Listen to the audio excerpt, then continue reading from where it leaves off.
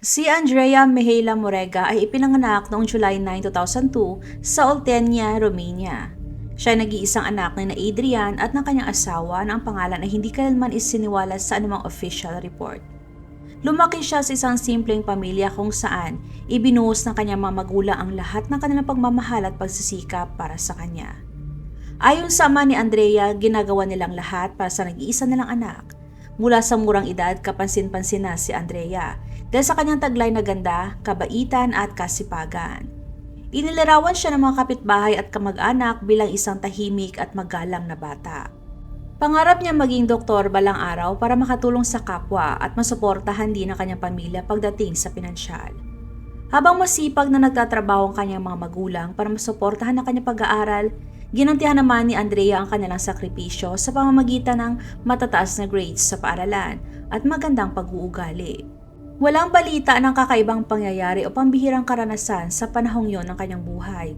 Ngunit malinaw na si Andrea isang huwarang bata, tahimik, masunurin at laging ipinagmamalaki ng kanyang mga magulang. Taong 2017, nag-aral si Andrea sa Constantine Brancovano Technological College. Isa itong vocational school at dito lalo siyang nakilala bilang isang natatanging estudyante na lubos na nakatuon sa kanyang pag-aaral. Ayon sa kanyang mga guro at kaklase, siya ay responsable, masipag at laging nakangiti.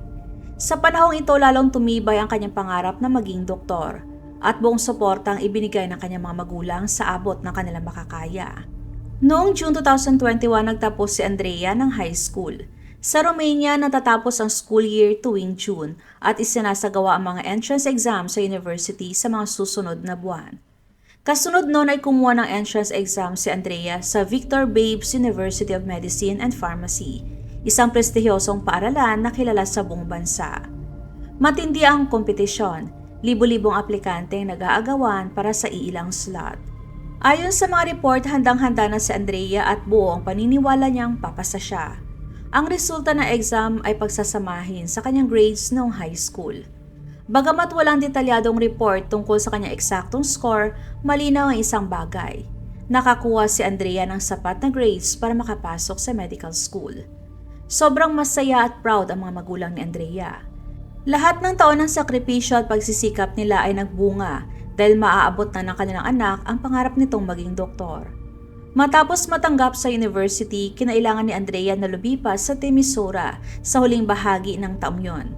Ang Timisoara ay isa sa mga pangunahing lungsod ng university sa kanlurang bahagi ng bansa. Matatagpuan ito sa Timis County at may populasyon ng mahigit 300,000 na mga katao. Dito matatagpuan ang Victor Babes University of Medicine and Pharmacy, ang paaralang papasukan ni Andrea para simulan ang kanyang pag-aaral sa medisina sa mga susunod na taon. Ang layo mula sa bahay mismo nila Andrea ay mahigit 155 miles, kaya hindi posible para sa kanya na umuwi araw-araw. Dahil dito, kailangan niyang lumipat malapit sa university. Hindi naging madali ang paglipat sa simula. Kinailangan iwan ni Andrea ang tahimik na buhay sa kanilang bayan at harapin ang abala at bilis ng buhay sa isang lungsod. Isa itong napakalaking pagbabago sa kanyang buhay at para matupad ang kanyang pangarap na maging doktor. Buong-buo ang suporta ng kanyang mga magulang. Ginawa nila ang lahat ng kanilang makakaya para maging komportable ang buhay ng kanilang anak. Sa Timisoara, tumira si Andrea sa isang simpleng student dormitory. Sa mga sumunod na buwan, unti-unti siyang nasanay sa bagong schedule ng klase at mahihirap na subjects. Araw-araw siya nakikipag-usap sa kanyang mga magulang sa telepono.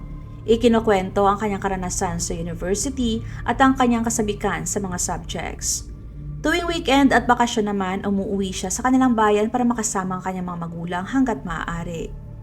Malapit na malapit siya sa kanyang pamilya at gusto niyang makasama sila tuwing may pagkakataon.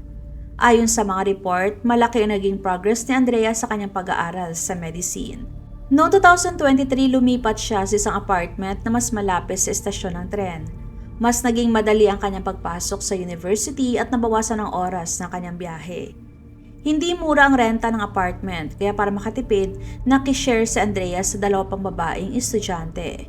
Sa panahong yon rin niya nakilala ang isang binatang nagngangalang Mirel Dragomir. Si Mirel ay nag-aaral din sa Victor Babes University of Medicine and Pharmacy. Katulad ni Andrea, lumaki din si Muriel sa isang maliit na bayan na tinatawag na Pugigena na mahigit 3,000 residente lamang.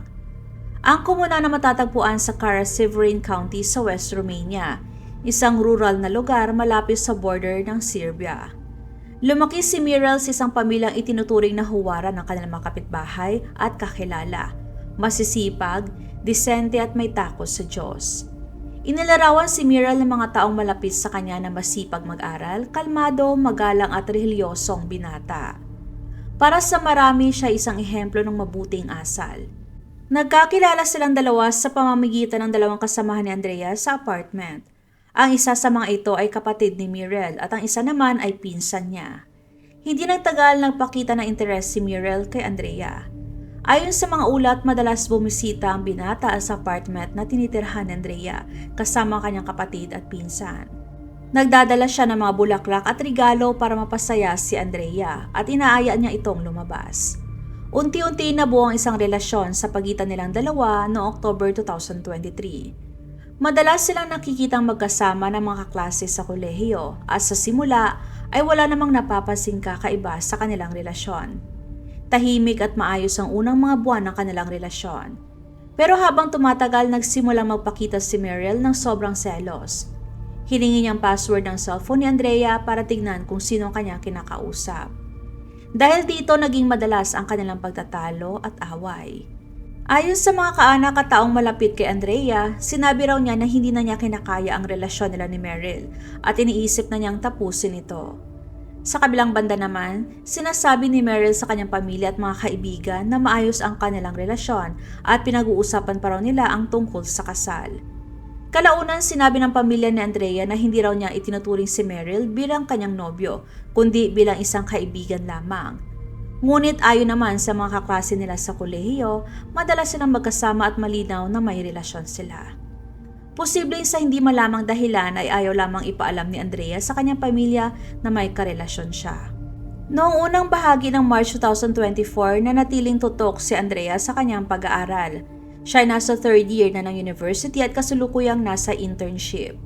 Araw-araw siya nakikipag-usap sa kanyang mga magulang at ikinukwento kanyang mga ginagawa sa paaralan na puno ng sigla at pananabik. Plano niyang umuwi sa katapusan ng linggo ng March 22 hanggang 23. Sabik na makaranas ulit ng katahimikan ng kanilang bayan matapos ang nakakapagod na buhay estudyante. Noong March 21, nakausap niya ng normal ang kanyang pamilya sa cellphone. Napansin na kanyang ama na masaya at excited si Andrea sa pag-uwi at sa muling pagsasama nilang pamilya. Pero yun na palang huling beses na maririnig niya na Adrian at ng kanyang asawa ang boses ng kanilang anak. Kinabukasan March 22, pumasok si Andrea sa university gaya ng nakasanayan. Ayon sa mga professor at kaklase na nakausap niya noong araw na yon, normal ang kanyang kilos at wala silang napansing kakaiba o nakakabahala. Pagdating ng hapon matapos ang kanyang mga klase, umuwi si Andrea sa kanyang apartment. Bandang alas 6 ng gabi, dumating si Muriel sa apartment at niyaya si Andrea na lumabas. Pumayag si Andrea pero sinabi niyang maliligo muna siya bago maghanda.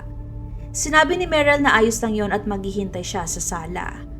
Habang naliligo, sinubukan ni Muriel na silipin ang cellphone ng dalaga, pero ito ay may password. Nang matapos maligo si Andrea at nagbihis, humingi si Muriel ng password ng cellphone.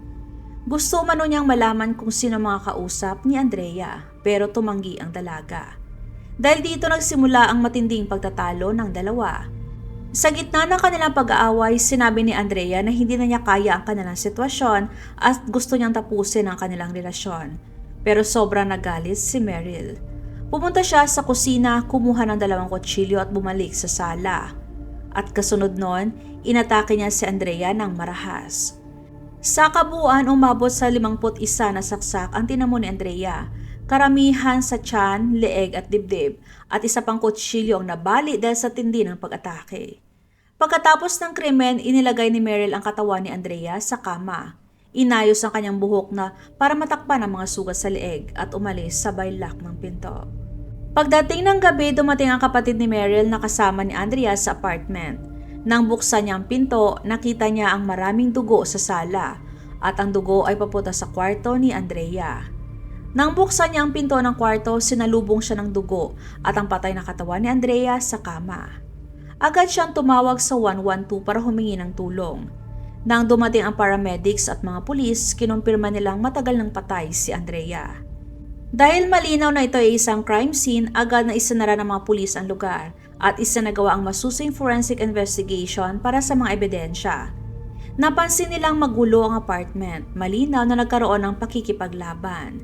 Natagpuan pa rin sa sala ang mga kutsilyong ginamit sa krimen. Samantalang tumakas naman si Meryl papunta sa bahay ng kanyang mga magulang sa Pujigena. Matapos ang investigasyon, dinala ang katawan ni Andrea para sa autopsy. Ayon sa report, tinamaan siya ng 51 saksak. Ang saksak sa puso ang naging sanhi ng kanyang pagkamatay dahil sa matinding pagdurugo. Napansin din na may mga sugat siya sa mga kamay at braso, mga defense wound na tanda ng pagtatanggol sa kanyang sarili. Marahil ay sinubukan niyang agawin ang kutsilyo kaya may balat na natagpuan sa ilalim ng kanyang mga kuko, patunay na nilabanan niya si Meryl. Nang malaman ng pamilya at mga klase ni Andrea ang nangyari, sobra silang nasaktan at nanghina. Ang kanyang mga magulang na nagpalaki sa kanya ng may pagmamahal at pag-aaruga, bilang nag-iisang anak ay hindi makapaniwala na ang ganitong malagim na pangyayari ang nangyari sa kanilang pamilya. Ayon sa mga report, tinanggap lamang nila ang katotohanan nang makita nilang katawan ng kanilang anak. Nagdulot ang krimen ng matinding gulat sa buong Romania, kaya't maraming pahayagan ang nagsimulang mag-report tungkol sa kaso. May ilang estudyante, lalo na mga babae na nakatira malapit sa pinangyarihan ng krimen, ang sobrang natakot. Nang hindi pa nila alam kung sino ang may sala, nagsimula mag-isip ang iba na maaaring isang random na pag-atake ito at posibleng umatake ulit ang salarin. Habang nagpapatuloy ang investigasyon, mabilis na napunta ang atensyon ng mga otoridad kay Meryl. Ito ay dahil bigla siyang nawala at hindi na sumasagot sa mga tawag. Pati tawag ng kanyang sariling kapatid ay hindi niya sinasagot. Dahil dito, agad na naging pangunahing suspect si Meryl. Nang tiningnan ng mga pulis ang footage mula sa mga CCTV na naka-install sa gusaling tinitirhan, pati na rin sa kalye sa labas, nakita nila si Meryl na nagmamadaling umalis sa lugar, isang kilos na sobrang kahina-hinala. Sa video, hindi sigurado kung may dugo sa kanyang damit, pero ang oras ng kanyang pag-alis ay tugma sa oras ng krimen ayon sa ulat ng forensic. Tinanong ang kapatid at pinsan ni Meryl tungkol sa kanyang ugali, kung siya ba ay agresibo o kaya ay may kakayahang gumawa ng ganong kalupit na krimen. Ayon sa kanila, siya isang kalmado at mahinahong binata at hindi nila akalain na gagawa siya ng ganong kasamaan. Tinanong din ng mga pulis ang dalawang dalaga kung madalas bang mag-away ang dalawa o kung ano ang kalagayan ng kanilang relasyon. Sinabi ng mga ito na normal naman ang samahan nila. Paminsan-minsan lang ang mga pagtatalo na normal lamang sa anumang relasyon. Nang dumating si Meryl sa bahay ng kanyang mga magulang sa Pujigena, higit sa 90 miles ang layo mula sa pinangyarihan ng krimen, siya ay umiiyak at sinabi sa pamilya ang kanyang ginawa. Noong una ay iniisip ng kanyang mga magulang na biro lamang ito. Sa kanilang paningin, ang kanilang anak na isang huwarang tao ay hindi kailan magagawa ng ganoong karumaldumal na krimen. Mabilis na kumalat ang balita sa mga pahayagan sa Romania. Maliit lang ang Romania, kaya kung may mangyaring seryosong krimen, mabilis lang kumalat ang balita. Nang maunawaan nila na hindi biro ang sinabi ni Meryl at totoo ang lahat, pinayuhan siya ng kanyang mga magulang na sumuko. Natakot sila sa pwedeng mangyari sa kanya kung magtatagal pa siyang takasan ng batas. Kinabukasan, March 23, tumawag ang mga magulang ni Meryl sa local police para isurrender ang kanilang anak. Hindi nagtagal, isang grupo ng pulis ang pumunta sa bahay ng pamilya ni Meryl at inaresto siya ng walang pagtutol. Sa araw ding yon, dinala siya sa Timisoara kung saan siya in-interrogate sa headquarters ng pulis ng lungsod. Sa interogasyong yon, detalyado niyang inamin ang krimen. Ikinuwento niya ang pagtatalo tungkol sa password ng cellphone, ang pag-atake gamit ang dalawang kutsilyo, kung paano niya inayos ang katawan ni Andrea sa kama at ang pagtakas niya patungong Pujigena. Sinabi niya na ginawa niya ito dahil sa selos at walang planong masama bago ang nangyari. Makikita ang mga gasgas sa mukha at braso ni Meryl, patunay na lumaban si Andrea para ipagtanggol ang sarili. Itong confession ang naging pangunahing ebidensya laban kay Meryl. Dahil dito, ang local prosecutor ay nagsumite ng kahilingan para sa 30 days na preventive detention laban sa kanya. Inilipat siya sa bilangguan sa Timisoara habang patuloy ang investigasyon. Sa mga sumunod na araw, nangalap ang mga otoridad ng mga pahayag mula sa mga kaklase sa university, mga kaibigan at pamilya ng biktima at salarin upang maintindihan pangyayari. Noong March 25 na ibalik ang bangkay ni Andrea sa kanyang pamilya para ilibing. Inilipat ang kanyang katawan mula Timisura papuntang Padish kung saan ginanap ang kanyang libing at farewell ceremony. Ang paglisan ay puno ng malalim na emosyon at dinaluhan ng pamilya, mga kaibigan, mga kaklase sa kolehiyo at maging ilang mga professor ni Andrea. Ang burol ay isinagawa sa bahay ng mga magulang ni Andrea alinsunod sa lokal na tradisyon. Ayon sa mga report, ayaw ng ama ni Andrea na iwan ang kabaong ng kanyang anak. Dahil sa matinding emosyon, kinailangan ng medical attention ang ina ni Andrea at tinulungan ng emergency team. Si Andrea ay nakasuot ng bridal gown alinsunod sa kanilang tradisyon para sa mga babaeng bata na hindi pa kasal pero pumanaw na ng maaga bilang simbolo ng kadalisayan at pagpapakasal sa Diyos. Sa huli, dinala ang kabaong sa local cemetery kung saan siya inilibing. Ayon sa mga ulat, madalas na bumibisita si Adrian sa puntod ng kanyang anak. Nililinis ang paligid at nagiiwan ng sariwang mga bulaklak. Pinanatili ng mga magulang ni Andrea ang kanyang kwarto ng buo. Nakaayos pa rin ang kanyang laptop at mga gamit na parang babalik pa siya. Matapos tapusin ng mga pulis ang kanilang investigasyon, formal nang kinasuhan si Merrill ng qualified homicide. April 2024, sumailalim siya sa psychiatric evaluation na iniutos ng piskal. Sa report na natapos sa loob ng ilang araw na pag-alaman na siya ay nasa tamang pag-iisip nung ginawang krimen at walang anumang sakit sa pag-iisip na magpapawalang sala sa kanya. Naganap ang paglilitis kay Merrill nitong February 2025 lamang sa hukuman ng Timis. Naging mabilis ang proseso dahil sa kanyang pag-amin at sa matibay na ebidensya laban sa kanya. Sa pagtatapos ng paglilitis, si Merrill ay hinatulan ng 25 years na pagkakakulong at ito ng pinakamataas na parusa para sa pagpatay sa Romania. Inutusan din siyang magbayad ng 100,000 euro sa pamilya ni Andrea at karagdagang 35,000 euro para sa gastusin sa libing. Isinaalang-alang sa desisyon ang kalupitan ng krimen, ang 51 saksak na tinamo at ang buong kamalay ni Merrill sa kanyang ginawa. Nitong March lamang muling sinuri ng Timisura Court of Appeal sa mga ebidensya at testimonya laban kay Merrill. Isinagawa ang pinal na pasya noong May 7 na nagpapatibay ng 25 years na sentensya. Sinubukan pa ng depensa ni Merrill na mag-apila pero nitong November 2025 lamang tinanggihan ang lahat ng apila kaya tuluyang nagsara ang kaso. Ayon sa mga report, hindi nagsisi si Merrill sa kanyang ginawa at nag-apila pa nga siya para mapababa ang kanyang sentensya.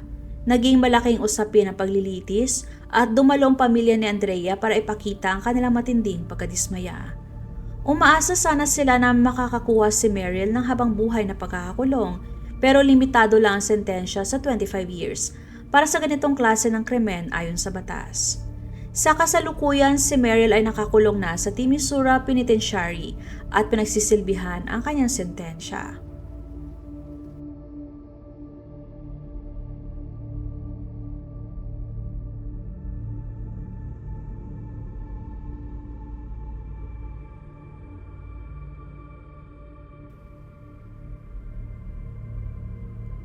Huwag magatubiling ibahagi inyong mga saloobin at komento.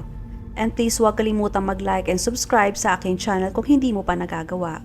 Magkita-kita tayo ulit sa aking susunod na video. Maraming salamat!